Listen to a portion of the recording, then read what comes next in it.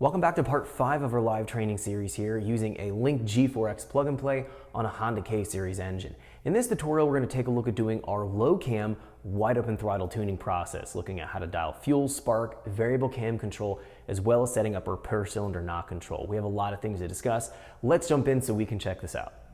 Welcome back to our live training session. We're going to be taking a look in this tutorial at how to dial in our full throttle area of operation. Now we're going to be taking specifically a look here in our K-Series engine at our non-VTEC or low cam operation. We're going to be dialing in our fuel, spark, and variable cam timing tables for our low cam. We have everything set up in our base file, so everything's going to configure. We're going to be switching between a fuel table 1 and table 2, spark timing table 1 and 2, or variable cam control table 1 and 2 based on VTEC engagement. So it's all pre-configured. We have our VTEC raised up to 9,000 RPM. It's not going to be turning on here for dialing everything on our low cam. So we're going to be allowing ourselves to purely focus on just the low cam of operation. Now, we have a bunch of things to unpack here and talk about before we go in and start making our very first pulls here on our mainline chassis dyno. We're going to take a look at setting up the mainline here real quick so we can make sure that all the parameters are set so we have the proper start and stop RPM and proper load on the engine to do our pulls here on the dyno. Let's turn our attention onto the laptop screen right now. I have the PC Link software open and we're working with that calibration file that we've built in our last tutorial. We can find we've called that last file cruise tuning. What I'm going to do is go to file and save as, and then in here go into my project folder and I'm going to call this low cam watt tuning so I have a different name so I can save that as a different tuning process. Now I've saved that new updated file. Let's talk about what we're going to try to accomplish here when we're doing our tuning.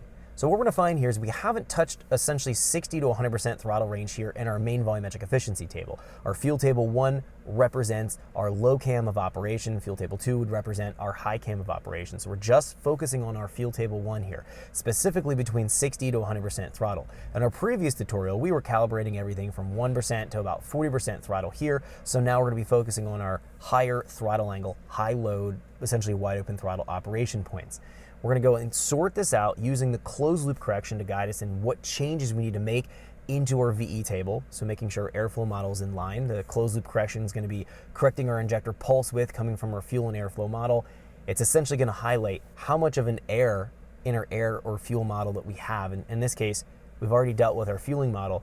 It's going to be exclusively showing us how much we need to edit and update our airflow model here in our estimation of VE value or estimation of air mass coming from our VE values in our table. So we're going to be using the closed loop correction to dial in our high throttle angle, high load situation here in our table. This is going to be the first thing that we do. Now we're also going to be taking a look at dialing in our spark control and our variable cam timing.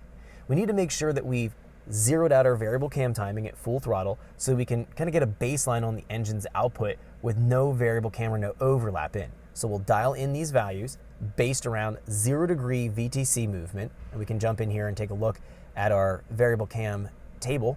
We're going to find that between 80 to 100% throttle, we have our values here set at 0, so we have no overlap there. We're going to be setting everything up in our VE table, so it's going to be giving us the proper fueling, proper airflow model. Then we'll experiment with walking up our variable cam timing here. That's going to allow us to then see the before and after results very clearly in a data log. As we start to bump up our variable cam target and starting to introduce more overlap, we should have more cylinder filling, we should have more torque output and horsepower out of our engine, and as a result, we'll be able to see that we're going to be getting leaner and the closed loop correction is going to be starting to add more fueling in. That's going to give us an indication if the changes that we're making are a positive or a negative change. So if we're seeing that the closed loop correction is adding more fuel in, if it's essentially running a little bit leaner each time we're making adjustments in our variable cam table, that's going to tell us that we have a positive change, a positive gain in torque and horsepower. If we're finding that it richens up, well, that means that we're losing horsepower and torque and we're losing airflow into our engine, and therefore the change that we've just made is a negative change. It's actually going the wrong way. So if you don't have a chassis dyno, that's the best really way to dial in your variable cam timing table. So we're baselining it at 0 degrees. We'll sort out our VE table. We'll experiment with walking our variable cam timing in here. We'll build out a cam composite blend map. Cam composite blend is going to be plotting the cam angle here in the table and allowing us to get the best, broadest torque band possible by having different amounts of overlap across our RPM band here at full throttle. And we'll discuss that and unpack that as we go through. Again, we're going to be walking it from 0, 10, 20, 30, maybe even 40 or 50 in our VTC movement, and then we'll evaluate those changes and see what it looks like here on our main line, but we'll also take a look at our fueling data. We'll put together a cam composite blend, and at that point, then we can start to experiment with our spark timing. So let's switch back over here to our spark tuning table. Now in that last tutorial, in our part throttle, we've calibrated everything. We found about approximate spark timing we want to run at 0 to approximately 40, even 50% throttle.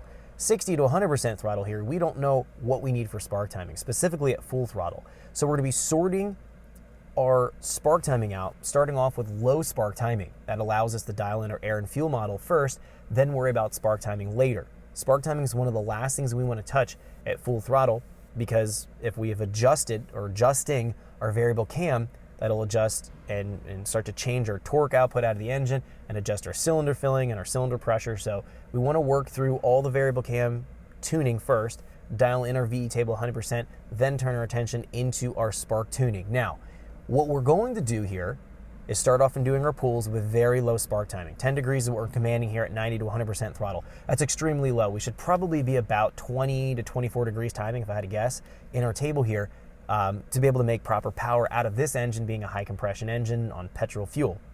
So we're starting off low here again, so we don't have to worry about knock or pre-ignition when we're dialing in our VE table and dialing in our variable cam, but it also serves another purpose. We have knock control that we've turned on here, and the knock control is going to be taking a look at the knock sensor output. If we have low spark timing in our spark timing table to begin our calibration process at full throttle, we know it's not going to knock and pre-ignite. That allows us to build our knock threshold table here.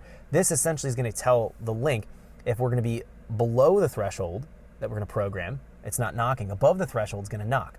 If we can build out our knock threshold table with low spark timing, and as we start to advance our timing, if we're seeing knock activity and knock output from the knock sensor, pretty large spikes and outputs, that means that we have a knock. Thanks for checking out our teaser clip. If you want to see the rest of this video and more than 500 hours of current EFI training we have to offer, make sure you click right here. If you want to go and check out more teaser clips from this training course, click here, and you don't want to miss any of the videos we're going to be releasing on this channel, so make sure you subscribe and click here. Thanks for watching, and I'll see you guys later.